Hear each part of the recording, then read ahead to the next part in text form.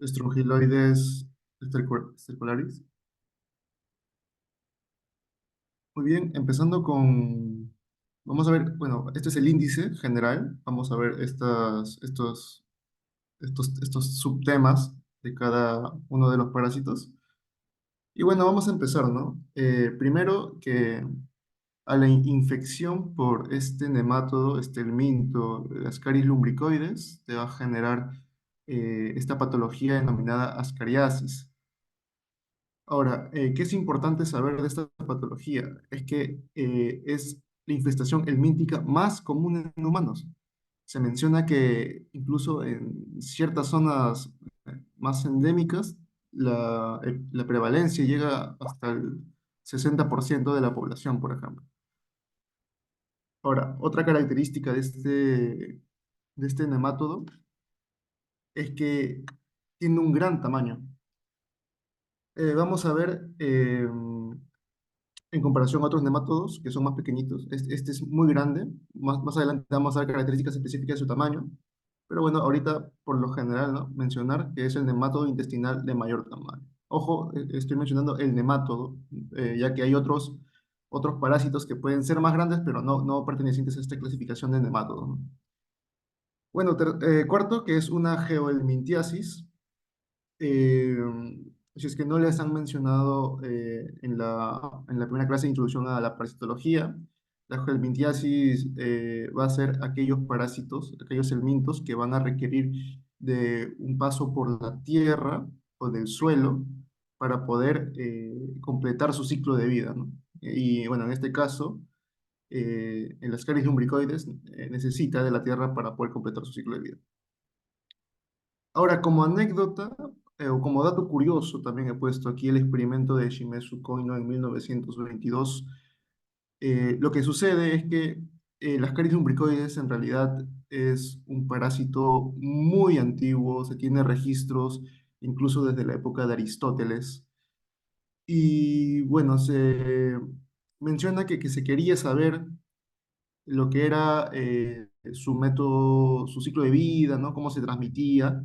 Entonces, en ello que se quería descubrir esto, hubo este individuo, Shimezu Koino, que hizo un experimento muy atrevido, muy peligroso, se puede decir, en el cual se infectó a sí mismo, ingiriendo 2000 huevos de este parásito. Y también, de paso, dijo, ven para acá, le dijo a su hermano de menor, y también lo infectó con una cantidad considerable de este parásito. Bueno, esperaron y 11 días después encontró larvas en su esputo y presentó sintomatología como fiebre, dificultad para respirar, dolor de cabeza. Y bueno, al 15º día se le administró un medicamento antihelmíntico y llegó a arrojar más de 600 gusanos en sus heces. Y bueno, con este experimento, ya se sabía más o menos el ciclo de vida, pero con este experimento, bueno, se pudo demostrar una vez más el ciclo biológico del Ascaris lumbricoides. Bien, ahora su taxonomía. Como saben ya, pertenece al reino Animalia. Lo rojito es los datitos más importantes que deben llevarse, ¿ya? Es del reino Animalia, del filo Nematoda, ¿no? De la clase Cercenentea, de la orden Ascarida, de la familia Ascarida, y bueno, el género Ascaris y la especie Lumbricoides. La epidemiología. Bueno, tenemos que este parásito está en todo el mundo. No va a haber lugar donde se puede decir no hay. Ahora, que hay zonas donde hay más prevalencia, pues sí, pero en sí está en todo el mundo. Y como ya le mencioné, es la infestación helmíntica más común en los seres humanos. Pero como les mencioné, va a haber zonas donde hay más, ¿no? Zonas donde hay menos. ¿Y esto de qué va a depender? Bueno, del clima, uno, ¿no? En ambientes tropicales, subtropicales, va a favorecer su ciclo de vida y por ende podría haber mayor cantidad de personas con esta helmintiasis. Y también las condiciones de vida.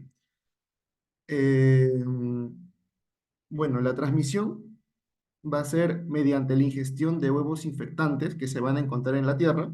Más adelante se va a especificar en su ciclo de vida, ¿no? Su paso por la Tierra y la importancia de que pase por la Tierra. Y bueno, la cosa es que estos huevitos se encuentran en la Tierra que ha sido, que está contaminada con heces humanas de personas que tengan esta parasitosis.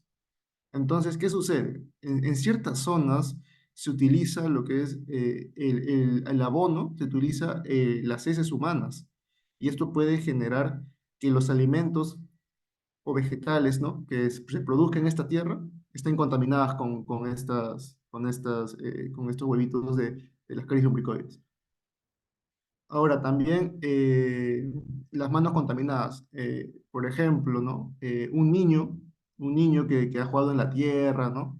Y casualmente aquí se encuentra estos huevitos de parásitos y no se lavó bien las manos, no se lleva la mano a la boca, se puede también contagiar de esta parásitos. Entonces, en base a esto, podemos decir que hay cierto grupo poblacional más vulnerable a padecer esta parasitosis. Bueno, ya mencionamos, ¿no? Los niños, ya que pasan más tiempo, ¿no? Jugando en la tierra, ¿no? A veces se olvidan lavarse las manos, ¿no? Y pueden contaminarse así. Pero asociado a esto también se menciona mucho en los libros las condiciones socioeconómicas, ¿no? La pobreza, las malas condiciones sanitarias, ¿no? Si no hay un adecuado desagüe y las heces humanas acaban en la tierra, sin más, puede hacer más favorable que uno se contagie de este parásito, ¿no?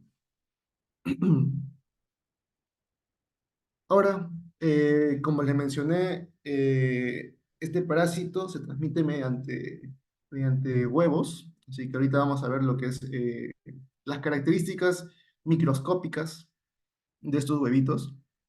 Aquí les he puesto al lado izquierdo en forma de dibujito como una manera más didáctica, cómo es la morfología de los huevitos. Y tú me dices, ¿por qué hay cuatro huevitos? ¿Ponen cuatro distintos tipos de huevitos?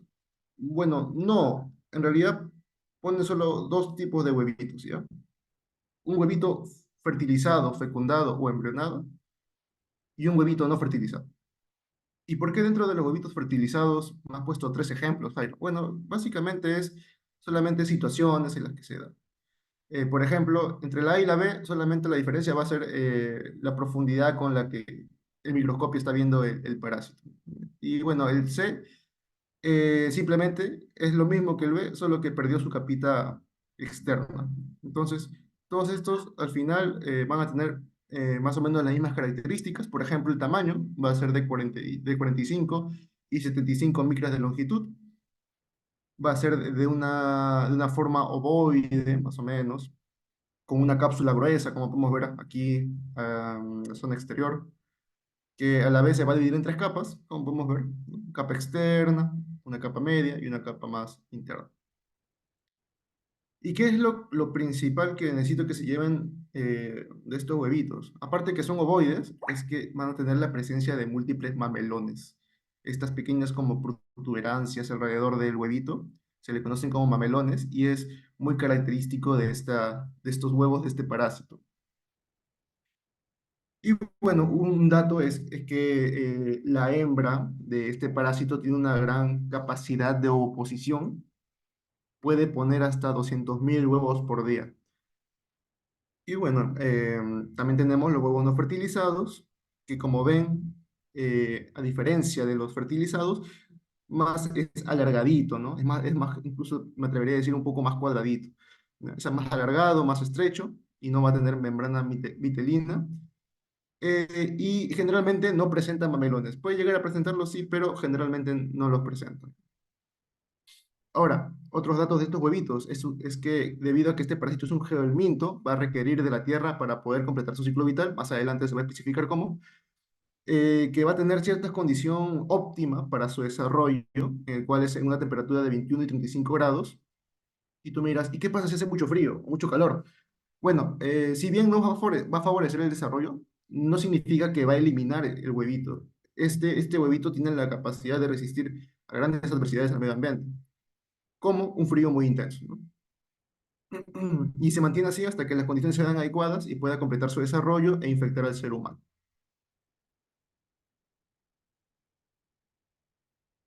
Disculpa. A ver. Y bueno, también tenemos a las caris en su forma adulta, ¿no? Tenemos las características generales de este parásito.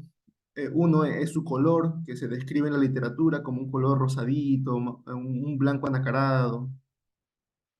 Ya más de cerca, lo puedes ver con un microscopio, es que tiene una boca en este extremo anterior que va a presentar tres labios, ¿no? Como podemos ver en la imagen, uno, dos y tres. También aquí abajo podemos ver los tres labios que presenta este parásito. No tiene órganos de fijación.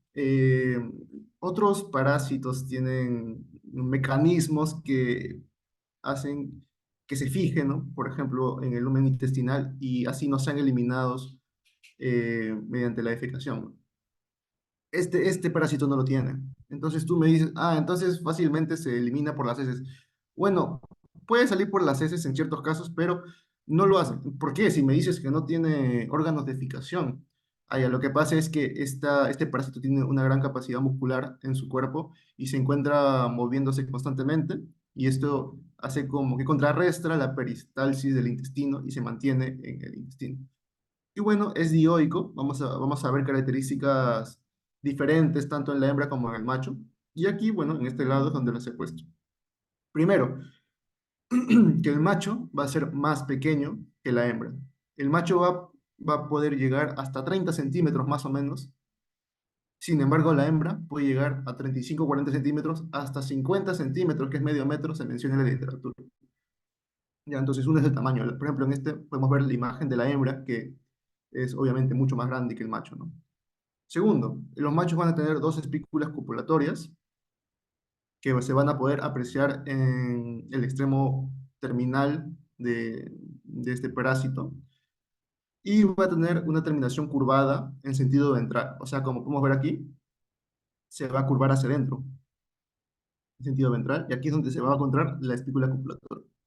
A diferencia de las hembras, disculpen, aquí hay un error, aquí no debía decir espícula copulatoria, a diferencia de las hembras, que su extremo posterior va a terminar en forma más recta, como podemos ver, ¿no? En esta imagen. Muy bien, ahora sí, pasamos al ciclo de vida de este parásito. Bueno, este parásito, tenemos aquí esta imagen del CDC, donde tenemos en una primera instancia a las caries en su forma adulta, en el intestino delgado, ya adultos, y que van las hembras a ponerle estos huevitos fertilizados o no fertilizados. Estos van a ser eliminados a través de las heces, como les mencioné, en distintas formas, ¿no? Porque hay malas condiciones sanitarias, ¿no? Porque lo usan de abono, etcétera. La cosa es que estas heces contaminadas con estos huevitos terminan en la tierra. Los huevitos que no son fertilizados no tienen más desarrollo, ahí se quedan, no van a generar ningún tipo de parásito, no es infectante y no genera parásito. Sin embargo, el huevo fertilizado, en condiciones óptimas, se va a desarrollar a lo que es un huevo embrionado con esta larva L3 o larva de estadio 3. Eh, y lo importante es que está en rojito porque este es el estado ya infectante. En este punto es donde ya puede ingresar al ser humano y infectarnos, ¿no? Ahora, mediante la deglución va a llegar a lo que es el estómago, va a llegar al intestino, en el intestino va a eclosionar. Una vez que eclosiona, estas larvas van a atravesar la mucosa y van a migrar por circulación hasta los pulmones, donde van a atravesar la membrana alveolo-capilar y van a salir a los bronquios, bronquiolos, ¿no? Van a subir y van a ser tosidas y deglutidas nuevamente. Y estas larvas nuevamente llegan al intestino, donde ya otra vez maduran como adultos, ponen huevos y se repite el ciclo. ¿Sí?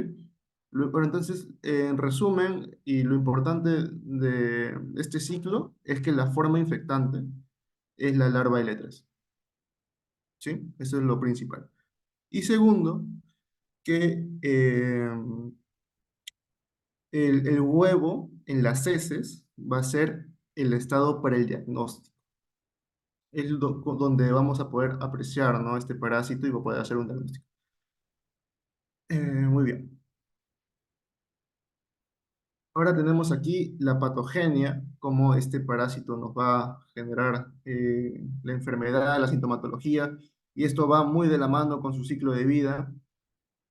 Como ya saben, como ya les mencioné, el huevito al eclosionar libera la larva L3, que mediante enzimas proteolíticas van a destruir, van a atravesar esta epitelio intestinal, van a pasar a la circulación y mediante la circulación van a pasar por el hígado y van a llegar al corazón derecho. Después de esto van a pasar a los pulmones, en los pulmones van a atravesar la membrana capilar y como les mencioné van a ser deglutidas y nuevamente se repite el ciclo. Ahora, ¿por qué es importante repetir esto de su ciclo de vida? Es que los nemátodos, esto es importante chicos, los nemátodos, algunos nemátodos van a tener eh, lo que llamado ciclo de Loss, que es precisamente lo que les acabo de mencionar, que es este paso a través de la circulación, los pulmones se tose, se deglute y llega nuevamente al intestino. A esto se le denomina ciclo de Loss, es importante que lo recuerden. Ahora, ¿es el único nemátodo que hace ciclo de Loss? Bueno, no, otros nemátodos también lo hacen, pero es importante que recuerden que existe este ciclo y en qué consiste. Ahora, bueno, podemos dividir en cuatro sus acciones patógenas. Una acción tóxica, la misma presencia o la misma identificación del sistema inmune de este parásito en los tejidos del cuerpo humano va a generar una respuesta inflamatoria, ¿no? Una respuesta de defensa que nos va a generar sintomatología dependiendo de este, por ejemplo, formación de abscesos. Y en caso de los pulmones, nos va a dar un síndrome muy característico que es el síndrome de Loeffler, que más adelante se los voy a mencionar. También nos puede generar daño de manera mecánica. Lo que sucede es que cuando este parásito eh, llega a, ¿cómo se dice? Llega a reproducirse de manera descontrolada y el ser humano se llena de estos parásitos, van a generar un efecto de masa. Se van a tener como un ovillo de lana y pueden obstruir el intestino, ¿no? También de acción traumática, como les mencioné, este parásito va a atravesar la membrana, el epitelio intestinal y en este proceso puede generar sangrados, ¿no? La acción bacterígena es que en este traspaso del lumen intestinal, que como saben, el intestino contiene bacterias, ¿no? A la sangre, va a transportar con ellas bacterias, ¿no? Y bueno, va a generar, por ejemplo, en casos graves, peritonitis, por ejemplo, ¿no? O colangitis que migra hacia las vías biliares. Muy bien, entonces, una vez entendido cómo nos puede causar daño, podemos dividir la clínica en tres fases. Las principales son estas, la fase pulmonar y la fase intestinal. Estas se condicen con en qué fase del ciclo de vida se encuentran. Como recuerdan, cuando aún son larvitas y están migrando por el ciclo de los, van a llegar al pulmón y aquí es donde va a generar este famoso síndrome de Loeffler, que va a ser un cuadro inflamatorio pulmonar asociado a eosinofilia. Este paciente va a presentar tos, puede presentar hasta hemoptisis, va a presentar disnea, sibilancias. Y bueno, ¿es el único parásito que genera este síndrome? Pues no. Una vez más, no. Otros nemátodos que también hacen el ciclo de los pueden generar este síndrome. Sin embargo, como les menciono, es importante que sepan cuál es, que existe el ciclo de los, que existe el síndrome de Loeffler y en qué consiste. En la fase intestinal, que es mucho más adelante, cuando ya hay una mayor cantidad de parásitos, cuando regresa deglutido, ¿no? al intestino, puede generar dolor abdominal, náuseas y vómitos, fiebre, malnutrición, anorexia, pérdida de peso y diarrea. Y así la cantidad es demasiada, como podemos ver en la imagen, va a generar este efecto de masa, ¿no? Que nos va a tener una obstrucción intestinal. Ahora, también hay una fase errática, que es cuando este parásito migra a zonas no tan comunes.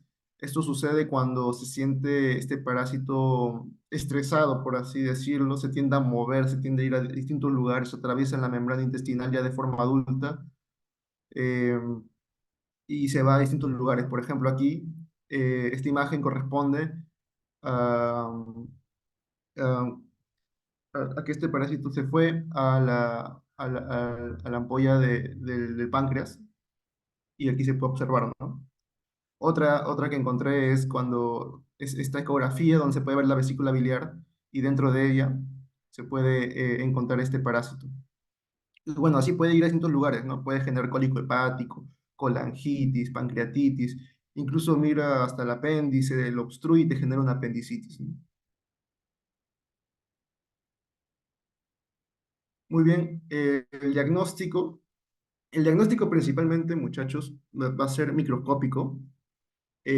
Como saben, los huevitos de este parásito van a ser expulsados en las heces y, y bueno, como les mencioné, también tienen ciertas características como muy particulares, ¿no? Que nos van a ayudar a poder identificarlos. Que es ovoide y que presenta tres capas y que es mamelonado, ¿no? Eso podríamos encontrar en un huevo fértil en las heces de una persona con esta parasitosis. También podemos hallar anormalidades en el hemograma. Como les mencioné, puede haber eosinofilia en estos pacientes y también una marcada leucocitosis. También, debido al ciclo de los, podemos hacer que este paciente tosa y vamos a estudiar este esputo y podemos encontrar a este parásito en el esputo. Sin embargo, la microscopía sigue siendo el principal método diagnóstico. La prevención, bueno, para hacer una prevención tenemos que recordar lo que les mencioné, ¿no? ¿Qué condiciones favorecen, ¿no?, esta transmisión? Por ejemplo, una prevención sería lavar los alimentos adecuadamente.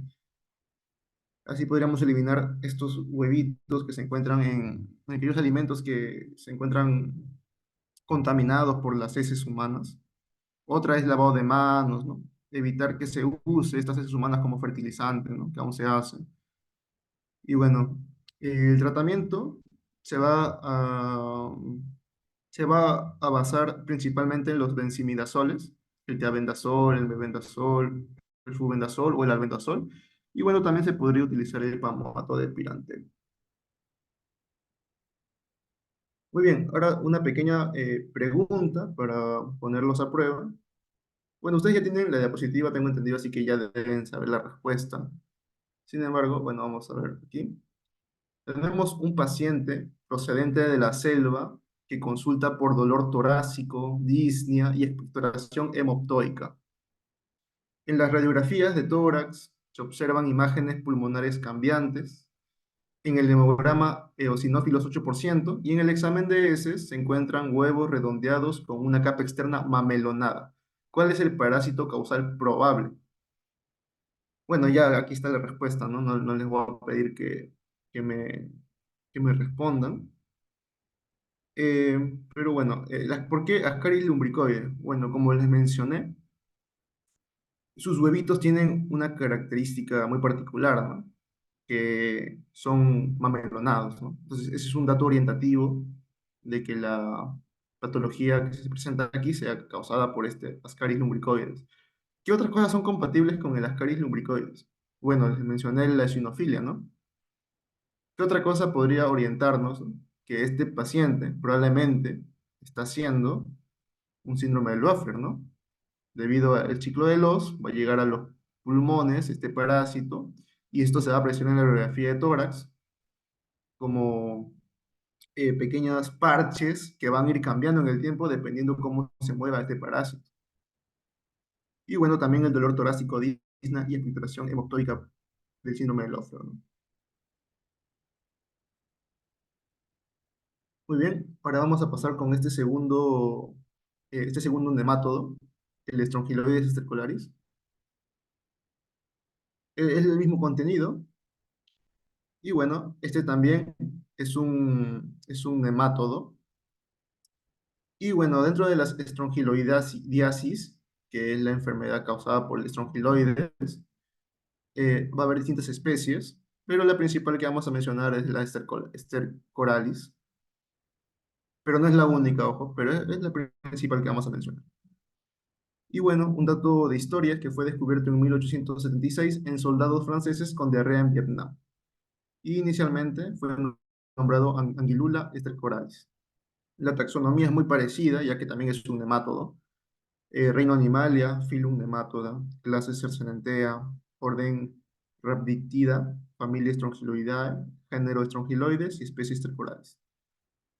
La epidemiología, que es cosmopolita, también lo vamos a encontrar en todo el mundo, pero también con predisposición en ambientes que tienen un clima tropical y subtropical. El contagio o la transmisión de este parásito va a ser mediante la penetración cutánea de larvas filariformes, que más adelante se va a explicar qué son, que se van a encontrar presentes en el suelo contaminado con heces humanos. Cabe recalcar que esta también es una geomintiasis debido a que el suelo va a estar implicado en el ciclo de vida de este parásito. Entonces, basado en este método de contagio y en estas características, tenemos a la población que puede ser más vulnerable a esta parasitosis. Los habitantes de zonas tropicales, subtropicales, por ejemplo, la selva, ¿no? Que hay bastante calor, y personas que trabajan o caminan descalzas en el suelo contaminado, y también pacientes inmunodeprimidos. Tenemos entonces la secuencia de crecimiento del Strongyloides stercoralis, desde que es un huevito hasta que este huevito se encuentra con una larva. Y bueno, luego cuando eclosiona esta larva, ¿no? Vamos a empezar con el huevito. Tiene una capa fina, a diferencia de lo que les mencioné de las caries lumbricoides, que tiene una capa más gruesa y una triple capa, ¿no? Esta es una capa más fina, también es ovoidal, elipsoidal. Va a medir aproximadamente 40 por 70 micrómetros. Estos solamente pueden ser embrionados. No existe, como en el anterior caso del anterior nemato de las caries, que va a haber dos formas. Este siempre va a tener la posibilidad de generar eh, su embrión, su larva, ¿sí? Y bueno, estas van a eclosionar en el intestino.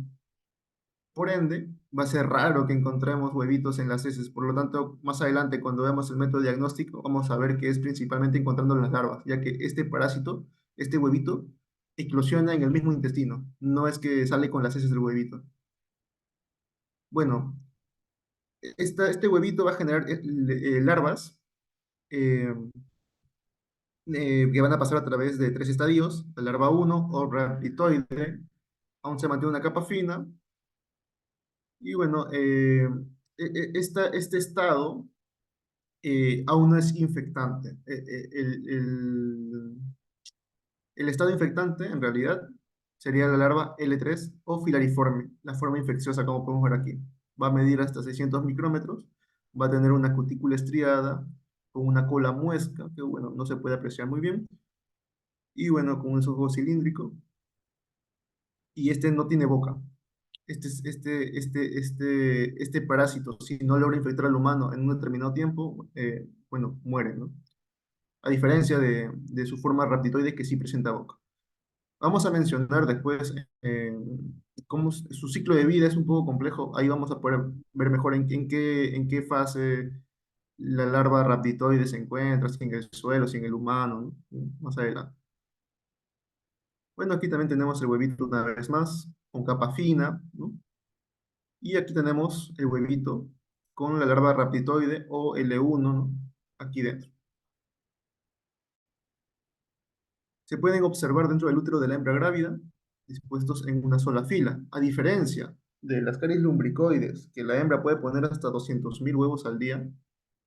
En la hembra del Strongyloides stercoralis solamente hay de 8 a 10 huevos por útero. Ya les mencioné que estos son ovalados con su determinado tamaño y van a eclosionar inmediatamente después de ser puestos. Y como les mencioné, eso se puede dar en el intestino. Por lo tanto, en las heces nosotros vamos a encontrar principalmente ya las larvas, no el huevito, ¿sí? Esto es muy importante, así que tenganlo presente. Bueno, aquí tenemos ya la anatomía las características al microscopio de la larva. Aquí podemos ver una cápsula bucal pequeña, apenas se ve, y en la parte posterior se menciona que va a ser bifurcada. ¿Sí? Y bueno, esta es la larva infectante o larva filariforme. La larva rhabditoide o L1 es el primer estadio, como les menciono. Los huevitos eclosionan apenas salen de la hembra. Y es lo que principalmente vamos a encontrar en, en las heces. ¿Podemos encontrar las larvas filariformes? Bueno, sí, pero principalmente las rhabditiformes las que vamos a encontrar en las heces. Y bueno, la larva filariforme, una vez más, le menciono hasta el cansancio, que es la forma infectante, es más delgada, va a medir 0,55 milímetros, y bueno, tiene esta cola con muesca característica. Ahora, una vez que este parásito es adulto, tiene también ciertas características, el macho sigue siendo más pequeño que la hembra. El macho puede llegar a medir 1 milímetro de largo y la hembra puede llegar a medir 3 milímetros de largo. Son pequeños en realidad, ¿no? A diferencia de su, de su, de su, de su, del Ascaris lumbricoides, que como le mencioné puede llegar a medir hasta 50 centímetros. En comparación a estos parásitos son más chiquitos, ¿no? Sin embargo, la hembra sigue siendo más grande que el macho. Bueno, son delgados, casi transparentes, con cola roma en el caso de la hembra, al igual que el Ascaris. Y bueno, en el macho adulto es más corto y ancho y no es transparente. Bueno, otra característica eh, que el macho puede presentar, al igual que las caries, una curvatura ventral, ¿no? Eso es lo principal. Ahora, el ciclo de vida, como pueden ver, es un poco más complejo que las caries, debido a que este parásito puede vivir de manera libre. En rojito es la vida libre de este parásito, que no requiere del ser humano. Y en azulito es su modo de vida ¿no? en el ser humano, ¿no? Parasitando al ser humano. Vamos a verlo con calma para que quede claro. Vamos a empezar con, vamos a empezar con las larvas rhabditiformes que se encuentran en las heces. Estas al estar en el exterior, en el suelo, pueden convertirse en adultos, ¿sí? En macho, en hembra. Luego las hembras van a producir huevos que van a generar la larva rhabditiforme, como les mencioné. Este va a tener dos caminos. La larva rhabditiforme va a madurar hasta adulto y se repite el ciclo, un ciclo corto. O la larva rhabditiforme se convierte en L3, que es la larva filariformes, el estadio infectante, que en este estadio está obligado la larva filariforme a infectar al humano. Recuerden que no, en este estado no tiene boca, no tiene cómo alimentarse. Si no infecta al ser humano, bueno, moriría, ¿no? El parásito. Entonces, para completar su ciclo, a través de los pies, ¿no? Por ejemplo, en personas descalzas, penetra la piel y mediante circulación va a ser el mismo ciclo de los que ya les mencioné, que ya conocen. Va a llegar a los pulmones, va a atravesar la membrana alveolo-capilar, eh, va a salir por los bronquios, va a ser tosido, deglutido nuevamente y va a llegar al intestino delgado, que es donde va a permanecer y va a completar su ciclo de vida. Ahora, una característica que la diferencia de las caries es que las caries se encuentra en la luz intestinal, en el lumen intestinal, pero el estrongiloide se encuentra dentro del tejido, se encuentra en el tejido, no en la luz, ¿sí? Esto lo hace una parasitosis tisular. Muy bien, una vez que se encuentra la larva filariforme en el epitelio intestinal, mm, va a madurar, puede madurar, y la hembra va a producir los huevitos que van a eclosionar instantáneamente con larvas raptiformes, estadio L1, y estas tienen dos posibilidades. Una, que salgan con las heces, ¿no? Y ya bueno, ¿no? En el exterior puede hacer este ciclo, o puede buscar otro humano, o el mismo humano, y infectar. O puede volverse filariforme e infectar al mismo ser humano, ¿no? De nuevo, ¿no? Ahora, esto puede ser de manera interna y externa. ¿Cómo así? Bueno, puede atravesar la misma membrana, la misma epitelio intestinal y hacer el mismo ciclo que ya conocen. O puede ser que por mala higiene, estas larvas filariformes se encuentren en la zona perianal, en la zona de los glúteos, y como ya saben, puede atravesar la piel y, bueno, se repite, ¿no? Ingresa a la circulación y igual, ¿no? Llega a los pulmones, los tosen, los degluten y esto se repite, ¿no? Entonces, en resumen, este parásito tiene dos formas de vivir. Uno en vida libre, que se puede desarrollar de manera normal en la Tierra, y otra en el ser humano, en el cual se puede generar la autoinfección externa o interna, ¿no? Muy bien, aquí tenemos la clínica del estrongiloides. Este esquema lo he sacado de una página que estaba muy bonito, entonces lo he puesto acá. Ahora, las manifestaciones clínicas podemos dividirlas en si son agudas o si son crónicas. En la manera aguda, o sea, apenas este parásito me, ponte que andé descalzo, ¿no? Ingresó a mi piel, en mi piel va a tener una reacción que puede ser irritación, ¿no? Irritación en el sitio de la penetración de las larvas de la piel. Aquí tenemos una persona que se está rascando, ¿no? Por esta respuesta, eh, por esta respuesta inmunológica, ¿no? Que está generando el parásito. Luego, también puede haber edema localizado o urticaria, ¿no? Igual. Y bueno, una vez que esta larva hace el ciclo de los, puede generar tos seca o irritación traqueal, ¿no? Lo que mencioné, ¿no? Un síndrome de Loeffler. También puede haber dolor abdominal y diarrea o estreñimiento, ¿no? En caso de que haya más cantidad de parásitos. Ahora, en la estrongiloidiasis crónica, ¿no? Recuerden que este parásito puede, su ciclo puede permanecer una y otra vez en el mismo ser humano, a diferencia de las caries, que sus huevitos necesariamente salen de las heces, salen en las heces, entonces el ser humano no se va a reinfectar a menos que, bueno, se tenga muy mala higiene y consuma las mismas heces, ¿no?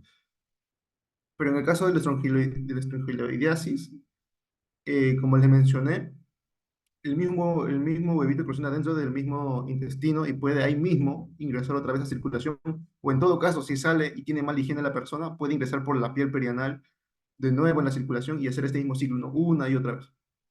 Entonces, en la estrongiloidiasis crónica puede dar diarrea o estreñimiento o vómitos intermitentes y se puede dar este signo, podría decirse casi patognomónico, que es el larva currens, que va, déjame, voy a poner un zoom a ver si aquí, que es como pequeñas marquitas alargadas, ¿qué significan estas marquitas alargadas?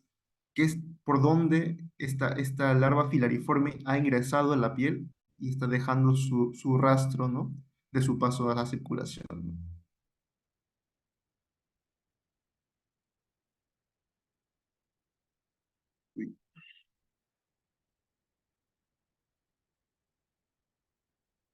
Muy bien, entonces el diagnóstico, como les mencioné, no va a ser mediante los huevitos, ya que estos huevitos se fusionan en el mismo intestino. ¿Qué vamos a encontrar en las heces? ¿Qué vamos a encontrar en el microscopio cuando veamos las heces? Vamos a encontrar eh, estas larvas rhabditoides. Básicamente en eso consiste el diagnóstico. Ahora, hay distintos métodos, ¿no? El método Baerman, el examen microscópico en fresco, ¿no? Puede cultivarse también, pero lo principal es que, como lo que les menciono es que lo que se va a buscar es la observación de estas larvas rhabditoides en las heces. Si no es en las heces, también se puede hacer un aspirado duodenal que se menciona que es donde están estas larvas, ¿no? Y bueno, también puede haber serología, ¿no? Con la prueba de ELISA o PCR en tiempo real, pero principalmente el diagnóstico microscópico. El tratamiento de primera elección va a ser la ivermectina en estas dosis, pero una alternativa puede ser también el albendazol, en caso no se tenga ivermectina. La prevención es la educación sobre esta enfermedad, como les mencioné, el utilizar eh, las heces como abono, andar descalzo, no malas condiciones, puede propiciar este contagio, ¿no? Entonces necesitamos un funcionamiento adecuado, la desparasitación regular de las personas, una eliminación correcta de desechos fecales, no andar descalzo, ¿no? Utilizar calzado protector y tener precauciones estándares hospitales, ¿no? Guantes, batas y lavado de manos al manipular las heces del paciente, ya que este parásito puede penetrar la piel. Si yo estoy manipulando heces de un paciente con esta parasitosis, podría ser que me contagie, ya que puede atravesar mi piel y yo me contagio, ¿no? Entonces, estas precauciones. Bueno, y por último, también una pregunta, esto también es del ENAM. Tenemos una mujer de 28 años, portadora de HTLV1, acude por presentar diarrea líquida, profusa y tos, tiene leucocitosis, eh, con discreta neutrofilia, 8% de monocitos y 14% de eosinófilos. En la muestra de heces y esputo, larvas rhabditoideas. ¿Cuál es la infección más probable? Muy bien, aquí podemos orientar, disculpa, aquí podemos orientar el diagnóstico por la presencia de larvas rhabditoideas, ¿no? Como les mencioné, es lo que principalmente se va a observar en las heces. Ahora, ¿qué es el único parásito que genera larvas rhabditoideas? Bueno, no, ¿no? En realidad, el Ascaris también tiene larvas rhabditoideas, sin embargo, lo que nosotros encontramos en las heces de una persona con Ascaris es los huevitos, no las larvas. Puede ser que sean las larvas, pero principalmente cuando se menciona estas formas rhabditoideas, es porque estamos hablando de estrongiloides, ¿sí? Ahora, un dato que no es necesario que lo recuerden, pero tal vez se lo quedan, es que hay ciertas personas que están más predispuestas a hacer lo que se denomina un síndrome de hiperinfección o hiperinfestación, donde se va a reproducir de manera descontrolada este parásito en el mismo ser humano, y es aquellas personas que tienen cierta inmunodepresión. Entonces, otro dato que nos orientaría es que esta mujer es portadora de HTLV1, y en la literatura se menciona esta asociación en realidad, así que si les ponen un caso clínico de una mujer, bueno, de una paciente o de un paciente que presente HTLV1 y está con una parasitosis, con larvas rhabditoideas, lo más probable es que la respuesta o el agente causal de esta parasitosis sea un strongyloides. ¿Sí, chicos? Bueno, chicos, eso sería todo de mi parte. Si tienen alguna pregunta, la pueden hacer en el chat si gustan. Si no, no se preocupen. Igual, a ver, un momento. Igual, al inicio de la presentación, eh, está mi correo, por si quieren hacer una pregunta por correo, ¿no? También está mi Instagram, por si quieren hacer una consulta por el Instagram también. O sea, con toda confianza pueden hacerlo y bueno, ¿no? Ahí le responderemos, ¿no? Muchas gracias.